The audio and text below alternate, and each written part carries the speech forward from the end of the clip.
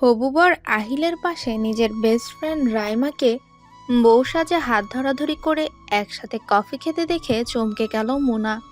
দূর থেকেও কিছুক্ষণ থমকালো, একই ভঙ্গিতে দাঁড়িয়ে রইল।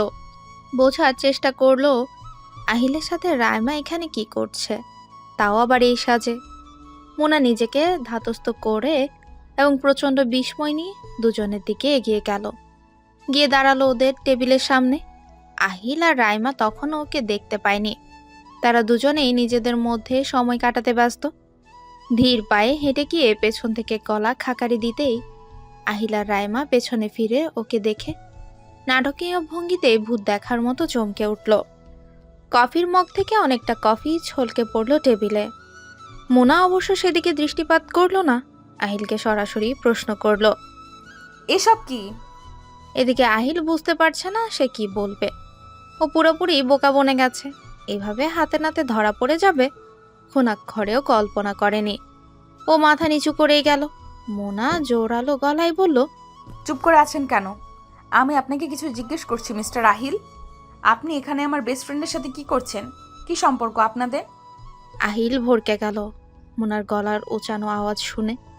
আশেপাশে টেবিলে সবাই তাকিয়েই ওদের নাটক দেখছে। মান সম্মান বলতে কিছু রইল না বোধহয়।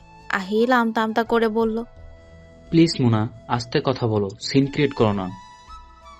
মোনা আশ্চর্যজনিত হয়ে গেল। আমি সিন ক্রিয়েট করছি না মিস্টার আহিল।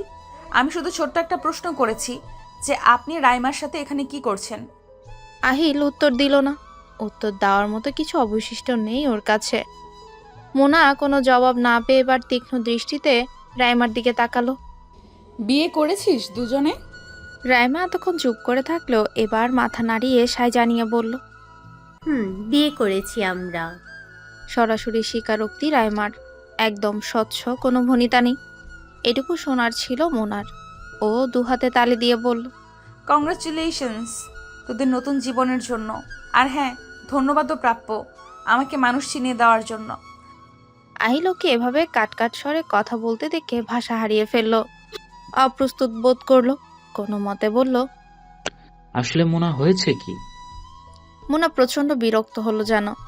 ঘৃণায় ওর শরীর গোলাচ্ছিল। ও থামিয়ে দিল আহিলকে। আসলে নকলে রাখুন মিস্টার আহিল। আপনার মতো প্রতারকের মুখে আমি আমার নাম শুনতে চাই না, আর না চাই আপনার থেকে কোনো এক্সপ্লেনেশন শুনতে। এই পর্যায়ে এসে রাইমা চেঁচিয়ে উঠল, আমরা দুজন স্বেচ্ছায় বিয়েটা করেছি মোনা, তুই কিন্তু এভাবে অপমান করতে পারিস না ওনাকে। রাইমার কথা শুনে চুপ করে গেল মোনা। পরপরই সুচকিত চোখে ওর দিকে তাকিয়ে স্মিত হেসে বলল, যে মেয়েটা গত রাতেও বিয়ে সংসার নিয়ে এতগুলো কথা বলল, জ্ঞান দিল, আমার বিয়ে নিয়ে এত এত প্ল্যানিং করলো, সেই মেয়েটা আমার সাথে এত বড় একটা বিশ্বাসঘাতকতা করার পর এখানে দাঁড়িয়ে আমি তার স্বামীকে অপমান করছি। সরি রে, ভুল করে ফেলেছি। বলেই টেবিলের উপর আধ খাওয়া কফির মগটা উঁচিয়ে বাকি কফিটুকু আহিল আর মোনার উপর ছুঁড়ে মেরে বেরিয়ে এলো রেস্টুরেন্ট থেকে। পেছনে তাকিয়ে দেখারও ইচ্ছে হলো না দুজনকে। বড় রাস্তা পেরিয়ে এসে খানিকটা দূরে রাস্তার পাশে বসে রইল অনেকটা সময়। কাঠফাটা রোদের ঝলকানিতে এমনিতেই অতিষ্ঠ জনজীবন, এর মধ্যে নিজের প্রিয় বান্ধবী আর হবু বরের বিশ্বাসঘাতকতা নিতে পারল না মোনা। ঘৃণায় রাগে দুঃখে নিজের মাথার চুল ছিঁড়তে ইচ্ছে হলো ওর। কিভাবে আহিল আর রাইমার ভেতর এত গভীর সংযোগ ঘটল সেসবও জানতে ইচ্ছে করল না ওর। শুধু দুজনের কাণ্ডে প্রখর রোদের উগ্রতার মতোই মেজাজ টকবক করে ফুটতে লাগলো ওর। অনেকক্ষণ পর ব্যাগ থেকে ফোন বের করে কল করলো আফরাকে।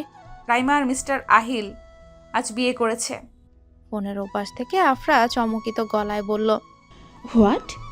চমকাস না, চমকানোর কিছুই নেই। তুই কিভাবে জানলি? হসপিটালে গিয়েছিলাম একজনকে দেখতে, সেজন্য খাবার অর্ডার দিতে গিয়েছিলাম পাশের একটা রেস্টুরেন্টে। এরপর হাতে নাতে ধরলাম, বিয়ে পরবর্তী সেলিব্রেশন করছিল। আফরা আহত স্বরে বলে, এত বড় বিট্রে! রাইমা, ও কি পাগল? কেমনে পারলো? জানি না, খবরটা দিতেই তোকে কল করলাম। ফোন রাখ। মোনা ফোন কেটে দিয়ে ব্যাগে ভরে উঠে দাঁড়ালো। কামিজ ছেড়ে ধুলো ফেলে হাঁটা ধরল স্টুডেন্টের বাসায়। জীবন যে গতিতেই চলুক না কেন, টাকা পয়সা তো তার রোজগার করতেই হবে।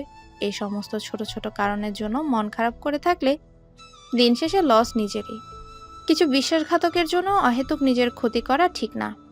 বেলি রোডের সাদা ঝকঝকে বাড়িটা দেখতে যতটা সুন্দর, ঠিক ততটাই সুন্দর বাড়ির মানুষগুলোর মন। কিন্তু কথিত আছে সমস্ত সুন্দরের মধ্যে কিছু না কিছু খুঁত ঝামেলা থাকবেই। এমনটাই হয়েছে এখানে।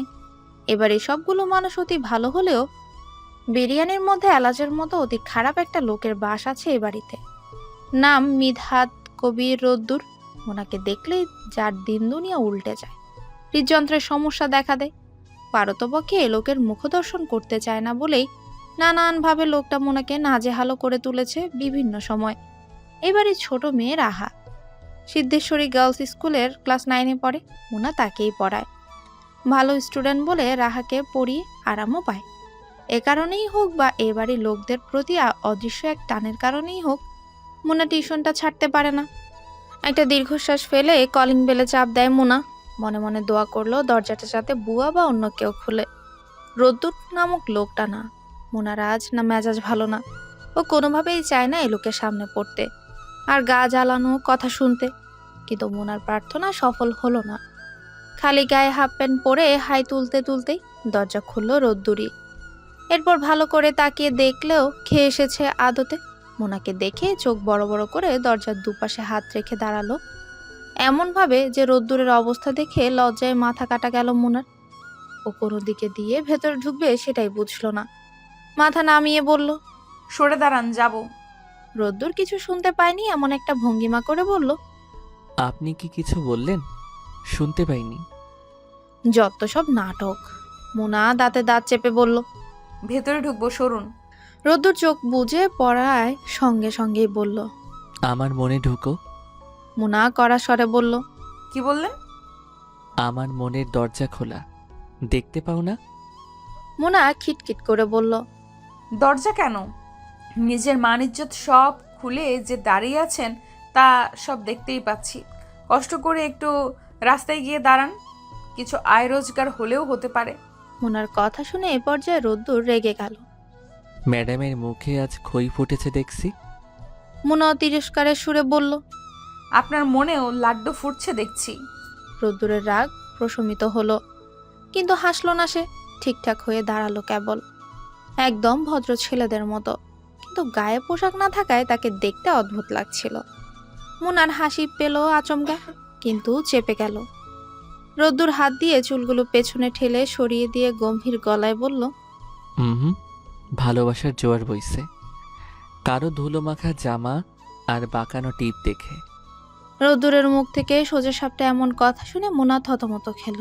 ও আর এক মুহূর্ত দাঁড়াতে চাইল না ওখানে। দ্রুত ভেতরে ঢুকে পড়বে ঠিক তখনই রোদ্দুর ওকে আটকালো। মোনা বিস্মিত হলো, অপ্রস্তুত হলো। দৃষ্টিতে সেটা ফুটেও উঠল। রোদ্দুর কপালে ভাঁজ ফেলে গম্ভীর স্বরে আওড়ালো, স্বার্থপর মেয়ে, কয়টা জামাই লাগবে তোমার? আমাকে ছাড়ানোর জন্য এতটাই উতলা হয়ে গেছো যে বিবেক বুদ্ধি সব বুড়িগঙ্গায় বিসর্জন দিয়ে এসেছো, তাই না? বলে তির্যক দৃষ্টি মেলে চায় মোনার দিকে। মোনা অবাক গলায় বলে, আপনি জানলেন কি করে? মনের টানে। কটমট করে কথাটা বলেই রোদ্দুর বেরিয়ে পড়ল সেভাবেই। মোনা সেখানেই স্থির হয়ে দাঁড়িয়ে পড়ল। কিন্তু রাহা এসে পড়ায় আর কিছুই ভাবতে পারল না। ম্লান মুখে গিয়ে টেবিলে বসে পড়াতে লাগে, তবে মানসিকভাবে কিছুটা বিধ্বস্ত থাকায় ঠিকঠাক পড়াতে পারল না। ছুটি নিয়ে বেরিয়ে পড়ল। ক্লান্ত অবসন্ন দেহটা নিয়ে রাস্তার পাশের একটা টং দোকানের বেঞ্চে গিয়ে বসে পড়ল। এরপর আচমকাই রোদ্দুরকে সেখানে দেখতে পেল। আয়েশ করে চা বিস্কিট খাচ্ছে, গায়ে টি শার্ট আর কালো রঙের ট্রাউজার। মোনা কপাল চাপড়ালো। কার মুখ দেখে যে ঘুম থেকে উঠেছিল, আজ এত খারাপ দিন যাচ্ছে ওর। মোনা কেটে পড়তে যাবে, তার আগে রোদ্দুর দোকানের উদ্দেশ্যে বলে, আমার বউকে আপনার হাতের স্পেশাল এক কাপ চা দিন চাচা, দুধ চিনি ছাড়া, কড়া লিকার চা, খুব প্রেসারে আছে। মোনার মাথা ঘুরে ওঠে, চোখে সব অন্ধকার দেখতে পেল। কটপট করে চাইলো রোদ্দুরের দিকে। এই লোক কি জীবনেও শুধরাবে না? রোদ্দুরের মুখে আমার বউ ডাকটা শুনেই মোনার মাথা ঘুরে ওঠে, চোখে সব অন্ধকার দেখতে পেল। কটমট করে চাইলো রোদ্দুরের দিকে। এই লোক কি জীবনেও শুধরাবে না? মোনা উঠে দাঁড়ালো। আর এক মুহূর্ত এখানে থাকবে না সে। এই অভদ্র লোকের মাথায় সমস্যা। সামনে থাকলে আবারও কোনো বেফাস কথা বলে ফেলবে। তাই তো এখানে বসে থাকা ঠিক হবে না ভেবে চলে যাওয়ার জন্য উঠে দাঁড়ালো মুনা। চারদিক থেকে মাগরিবের আজানের ধ্বনি ভেসে আসছে। সন্ধ্যা নেমে গেছে, রাস্তাঘাট শুনশান নীরব। কাকপক্ষীরাও ছোটাছুটি করে নিজেদের নীড়ে ফিরছে। মোনা ফুটপাত ধরে হাঁটতে হাঁটতেই এক সময় লক্ষ্য করলো ওকে কেউ ফলো করছে। ও তৎক্ষণাৎ ঘাড় ঘুরিয়ে পেছনে তাকাতেই কয়েক কদম দূরে রোদ্দুরকে দেখতে পেল। মোনাকে দাঁড়াতে দেখে রোদ্দুর নিজেও ট্রাউজারের পকেটে হাত ঢুকিয়ে শটান দাঁড়িয়ে পড়ল। এরপর এদিক ওদিক তাকিয়ে এমন একটা ভাব ধরলো যেন কারো অপেক্ষায় আছে। মোনা ক্ষুব্ধ হলো ওকে দেখে। লোকটি এভাবে আঠার মতো পেছনে পড়ে আছে, কিছুতেই কিছু হচ্ছে না। ভেবেছিল আহিলের সাথে বিয়েটা হয়ে গেলে এ লোকের প্রতি আগ্রহ হারাবে, জ্বালানো বন্ধ করবে, কিন্তু কিসের কি? মোনা নিজেকে ধাতস্থ করে রোদ্দুরের দিকে এগিয়ে গেল। যথাসম্ভব ধৈর্য নিয়ে জিজ্ঞেস করলো, আপনি এখানে কি করছেন? রোদ্দুর ওর প্রশ্ন শুনে ছোট্ট করে শ্বাস ফেললো, এরপর হালকা গলায় জবাব দিল, কিছু না। আমাকে ফলো করছেন? না তো। মোনার তির্যক দৃষ্টি গলায় খানিকটা জোরালো হলো। তাহলে এখানে কি? আপনার বাড়ি তো এখানে নয়। রোদ্দুর শক্ত মুখে জবাব দিল, আমার ইচ্ছে করেছে তাই এখানে এসেছি। এতে তোমার সমস্যা কি? আমার কোনো সমস্যা নেই। বলে মোনা আর কথা বাড়ালো না। রোদ্দুরের সাথে কথা বাড়ানোই বৃথা, আস্ত এক পাগল লোক। লজিকলেস সব কথাবার্তার জবাব সবসময় রেডি থাকে। মোনা পারবে না ওর সাথে এত কথা বলে, তাই ও চুপচাপ বাড়ির পথ ধরলো। পেছনে ফিরে দেখলো না একবার রোদ্দুরকে। এমনিতেই আহিলার রাইমার কাণ্ডটা বাড়িতে কিভাবে জানাবে সেই চিন্তায় ওকে কুরে কুরে খাচ্ছে। পরপর কয়েকবার বেল বাজাতেই মোনার ভাবি নিপা দরজা খুলল। মোনাকে দেখেই চিৎকার করলো, এখন বাড়ি ফেরার সময় হলো তোর? কতদিন বলেছি আজানের আগে আগে বাড়ি ফিরবি। মোনা জুতা খুলে ভেতরে ঢুকতে ঢুকতে বলল। কাজ ছিল তাই দেরি হয়ে গেছে। নিপার রাগী কণ্ঠস্বর। হয়েছে, আমাকে উল্টাপাল্টা বুঝ দিবি না। নিশ্চয়ই হেঁটে হেঁটে ফিরেছিস। মোনা ব্যাগটা রেখে সোফায় বসলো। নিপা এক গ্লাস পানি এনে ওর হাত ধরিয়ে দিয়ে বলল, রিক্সা করে আসলে সমস্যা কি? কয় টাকা খরচ হয় বলতো? উফ, বাদ দাও তো। দিলাম। হাসপাতালে গিয়েছিলি? হুম, খালা আম্মার কি খবর এখন? ভালো। কাল নাকি ডিসচার্জ করে দেবে। নিপা শুক্রিয়া আদায় করে মোনাকে বলে। গোসলটা সেরে আয়, ভালো লাগবে। মোনা উঠতে উঠতে একবার জিজ্ঞেস করলো, ভাইয়া ফিরেছে? না, কেন বলতো? কথা ছিল। ফিরলে বলিস। রাত 10টা। খাবার টেবিলে বসে মোনা যখন আহিলা রায়মার বিয়ের খবরটা ওর বড় ভাই মঈনকে দিল, প্রচণ্ড রেগে গেল মঈন। সেই সাথে বোনের জন্য নিজের পছন্দ করা ছেলের এই রূপটাকে ভীষণ মর্মাহত হলো। সে ধৈর্য রাখতে পারলো না কিছুতে। রাতেই ফোন করলো আহিলের বাবার কাছে, দিয়ে সব খুলে বলল। ছেলের বিয়ে সম্বন্ধে আহিলের বাবা মাও কিছুই জানেন না। মঈনের কাছ থেকে এই খবর শুনে তারাও প্রচণ্ড ছুটে গেলেন। সব মিলিয়ে একটা বিশাল ঝামেলা তৈরি হয়ে গেল। ভাইয়ের কথাবার্তা শুনে মোনা বুঝলো এই কাহিনীর একটা এসপার ওসপার না করে তিনি কিছুতেই থামবেন না। ও মনে মনে প্রমাদ গুনল। আকাশ ভরা তারকা রাজি, থালার মতো গোলাকার চাঁদটা জ্যোৎস্না ছড়াচ্ছে মলিনভাবে। রোদ্দুর ছাদে বসে সিগারেট টানছে। সচরাচরও সিগারেট নেয় না, তবে মন বিক্ষিপ্ত থাকলে একদিন 8-10টার বেশিও নিয়ে ফেলে। ইতিমধ্যে 8টা সিগারেট সাবার করে দিয়েছে, কারণ আজ ওর মন ভালো নেই। এর কারণ মোনা। এতদিন এতভাবে বোঝানোর পরেও মেয়েটা যদি অন্য কাউকে বিয়ে করতে চায়, তাহলে কি কোনো সুস্থ স্বাভাবিক প্রেমিকের পক্ষে সম্ভব এসব মেনে নেয়া? রোদ্দুরও মানতে পারছে না। তার উপর মেয়েটার উদাসীন ব্যবহার, সব সময় অহংকারী ভাব, ভীষণ বিদঘুটে ব্যাপার। রোদ্দুর সিগারেটটা পিষে ফেলে নতুন নাম্বার থেকে মোনাকে কল দিল, কারণ আগের সবগুলো নাম্বারই মোনা ব্লক লিস্টে দিয়েছে। রোদ্দুর জানে এই নাম্বারটাও কিছুক্ষণের মধ্যে মোনার ব্লক লিস্টে পড়ে যাবে, তবুও সে ফোন করলো। ফোনটা রিসিভ হলো অনেকক্ষণ পর। রিনরিনে মিষ্টি কণ্ঠ শোনা গেল মোনার। আসসালামু আলাইকুম, কে বলছেন? ওয়ালাইকুম আসসালাম। আমি মুনতাহা, আঞ্জুমানের প্রেমিক বলছি। তৎক্ষণাৎ ফোনের ওপাশ থেকে বিক্ষিপ্ত কণ্ঠ ভেসে এলো। রোদ্দুর সাহেব? চিৎকার শুনে রোদ্দুরের মনে হলো ওর কানে তালা লেগে গেছে। আস্তে ধীরে, গলার এত জোর ভালো নয়। রাখছি।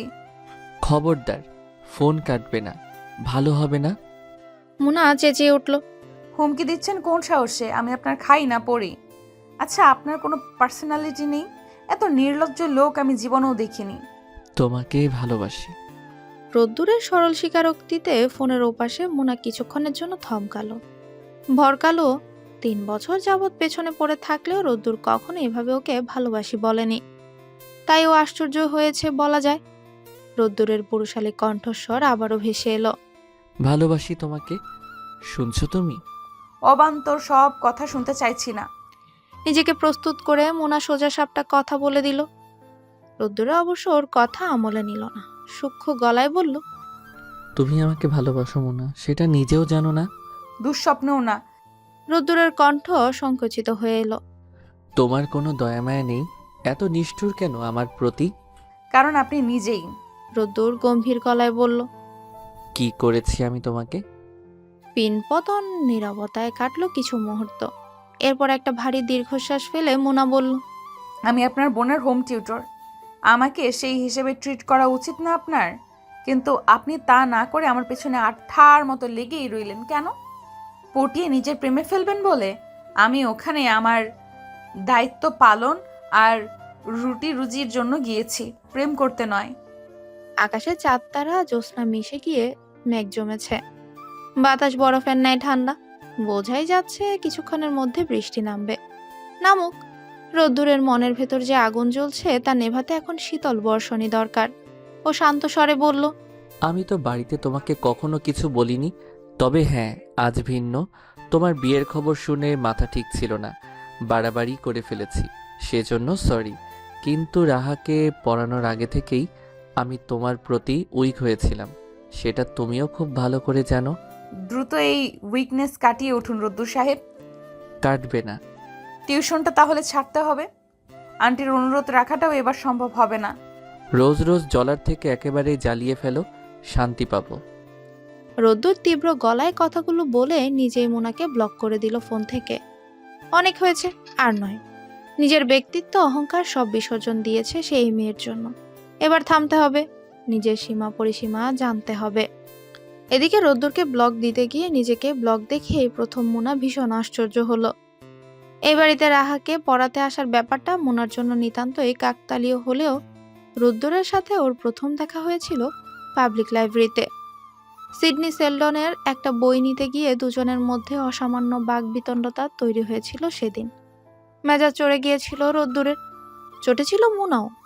তথাপি লাইব্রেরির নিয়ম ভঙ্গ করা ও পড়ুয়াদের মনোযোগ নষ্ট করার দায়ে ওদের দুজনকেই লাইব্রেরি থেকে বের করে দিয়েছিলেন সেদিন। এরপর একে অপরের উপর চোটপাট চালিয়ে দুজনেই নিজেদের রাস্তা মেপেছিল।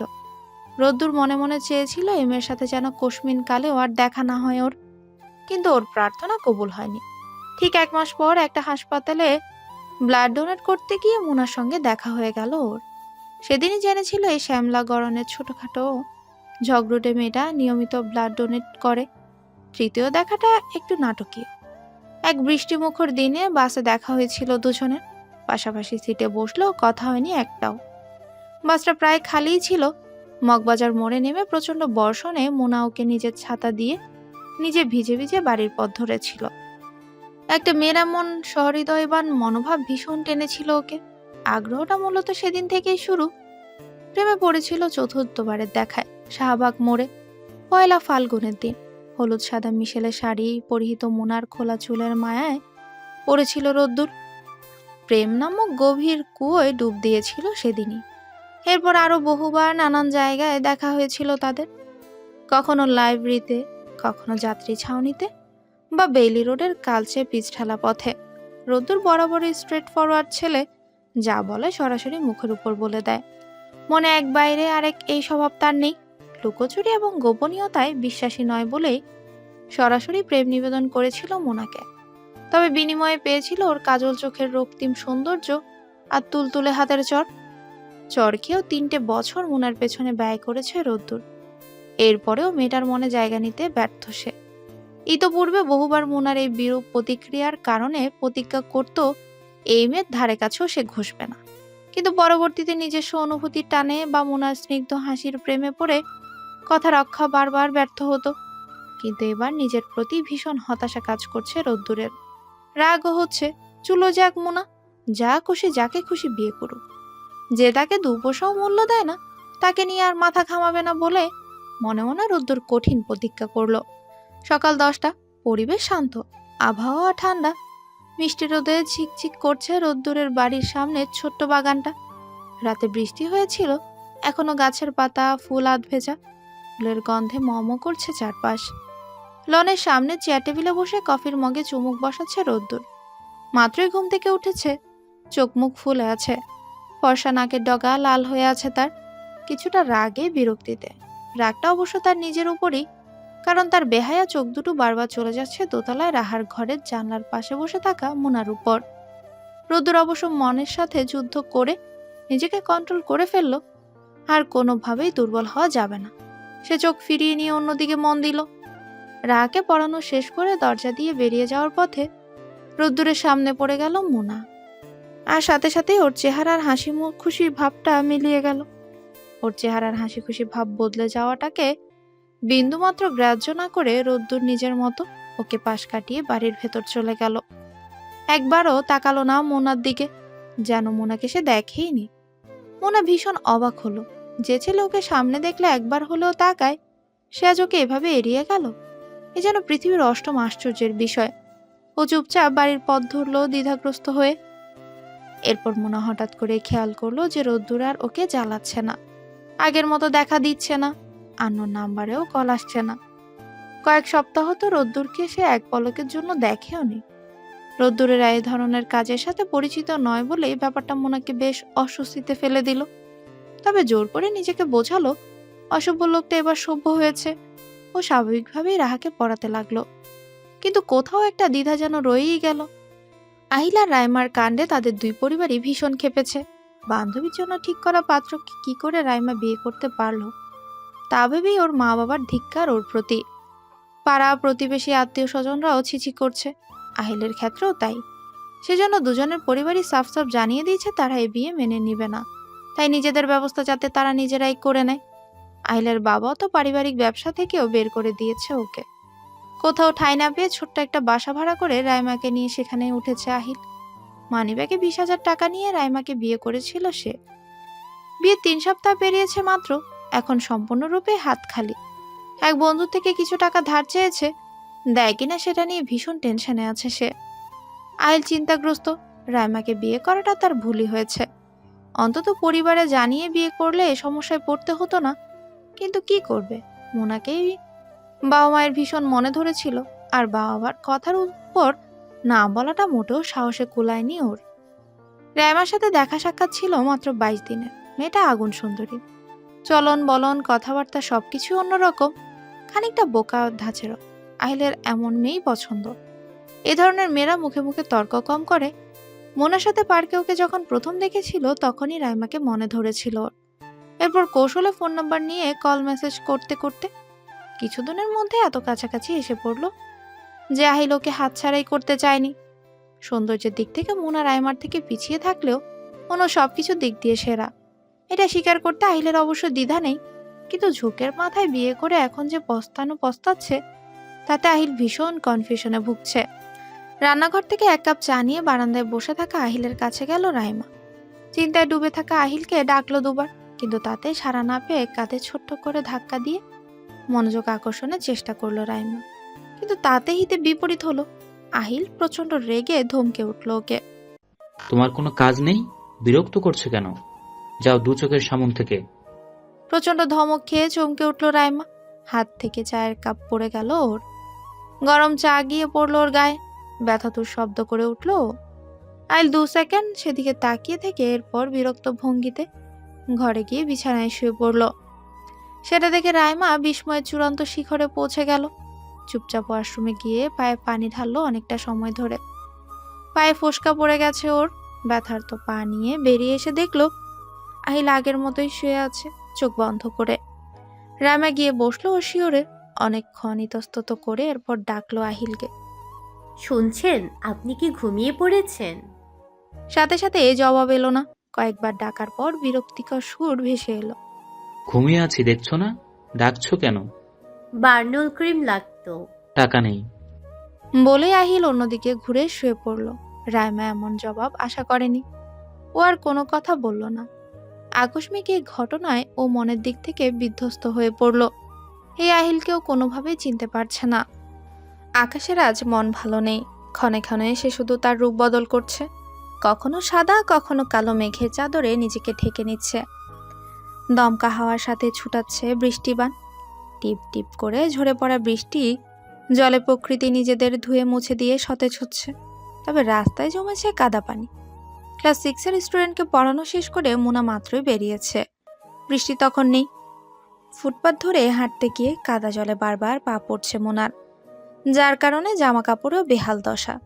আকাশি রঙের প্রিয় সালোয়ার কামিজটা আজকে মাত্র পরেছেও এর মধ্যে কাদা লেগে বিদঘুটে অবস্থা হয়ে যাওয়ায় মুনার বড্ড মন খারাপ হয়ে গেল। এই অবস্থায় হেঁটে হেঁটে বাড়ি যেতে ইচ্ছেও করলো না ওর। সেজন্য রিক্সার খোঁজ করলো, কিন্তু বৃষ্টির দিনে রিক্সা পাওয়াটাও মুশকিল হয়ে গেল ওর জন্য। শেষ পর্যন্ত যাওয়া একটা পেল। রিক্সাওয়ালা ভাড়া চাইলো দ্বিগুণেরও বেশি। তর্ক করেও লাভ হলো না। 20 টাকার ভাড়া 50 টাকাতে রাজি হতে হলো মুনাকে। সিগনালে এসে থেমেছে রিক্সাটা। ছোটখাটো যানজট সৃষ্টি হয়েছে। হঠাৎ করে মুনা বাঁ দিক তাকাতেই রোদ্দুরকে দেখলো বাইকে বসে আছে। একা নেই, পেছনে সিটে একটা মেয়ে আছে, শাড়ি পরা দারুণ সুন্দরী, নায়িকাদের মতোই দেখতে। রোদ্দুরের কাঁধে রাখা মেয়েটার ফর্সা হাতখানা চকচক করছে দূর থেকে। মেয়েটা হয়তো কিছু একটা বলছে। রোদ্দুর সুন্দর করে হেসেই কথার উত্তর দিল মেয়েটাকে। রোদ্দুরের কথা শুনে মেয়েটা লাজুকতায় মিলিয়ে গেল। চুলগুলো ছেলে কানের পেছনে গুজে শক্ত করে ধরে বসলো রোদ্দুরকে। মুনা এক দৃষ্টিতে ওদের দুজনকে দেখে যাচ্ছিল। এমনভাবে আচরণ করছে যেন দুজনের মধ্যে ভালোবাসার অভাব নেই। অথচ এতদিন কত কিছু করেই না মুনাকে বাগে আনানোর চেষ্টা করেছে। কত ধর্ণা দিয়েছে রোদ্দুর, আর এখন কদিনেই ভালোবাসা শেষ। নতুন গার্লফ্রেন্ড নিয়ে বাইকে করে ঘোরাঘুরি চলছে। চলুক, তাতে মুনার কি? ও তো আর ভালোবাসে না রোদ্দুরকে। কিন্তু মনটা হঠাৎ তেমন ভার লাগছে কেন মুনা বুঝতে পারল না। আচমকাই চোখাচোখি হয়ে গেল রোদ্দুরের সঙ্গে। সাথে সাথে মুনা নিজের চোখ সরিয়ে সামনে তাকিয়ে মুখ শক্ত করে রিক্সাওয়ালাকে বলল, মামা একটু দ্রুত চলেন, আমার তাড়া আছে। যানজট তখনও সারেনি, একটু একটু করে গাড়ি এগোচ্ছে। রিক্সাওয়ালা বিরক্ত হলো মুনার উপর। এই জ্যামের মধ্যেই আমি পঙ্কিরাজের মতো উইরা উইরা যাবো নাকি? জ্যাম সরুক, সরলে যাবো। আপনি গাড়িটা অন্তত আগান। এক জায়গায় দাঁড়িয়ে থাকলে জ্যাম ছুটবে কি করে? আপনি আমার থেকে বেশি বুঝুইন। অহন সামনে আগাইলেই খামু ঝাড়ি। এই জন্যই কয় মায়া মানুষের আক্কেল কম। মুনা রেগে গেল। ভদ্রভাবে কথা বলেন, তারা আছে বলেই বলছি। আপনিও আক্কেলওয়ালা কথা কইন। অত তাড়া থাকলে নিজের প্রাইভেট কার নিয়ে বাইরে হবেন এয়ারপোর্ট থেকে। রিক্সাওয়ালার গড়া চড়ে গেল। উচ্চস্বরে আশেপাশে অনেকেই তাকাচ্ছে, অদ্ভুতভাবে দেখছে। রোদ্দুর যদিও তাকাচ্ছে না, কিন্তু ওর পেছনে বসা মেয়েটা তাকিয়ে দেখছে। অস্বস্তিতে মোনা চোখ মুখ দেখার মতো হলো। ও আর একটা কথাও বাড়ালো না। মোনা গোসল ছেড়ে চুলে তোয়ালে পেঁচিয়ে বিছানায় গিয়ে বসলো। মাথাটা প্রচণ্ড ধরেছিল। পানি ঢালা এখন ফ্রেশ লাগছে। ঠান্ডা হাওয়ায় গায়ে এলিয়ে বসে ফোনটা হাতে নিল। এরপর কি মনে করে গ্যালারিতে ঢুকলো। ঘাটাঘাটি করতে গিয়ে পেল রোদ্দুরের একটা ছবি।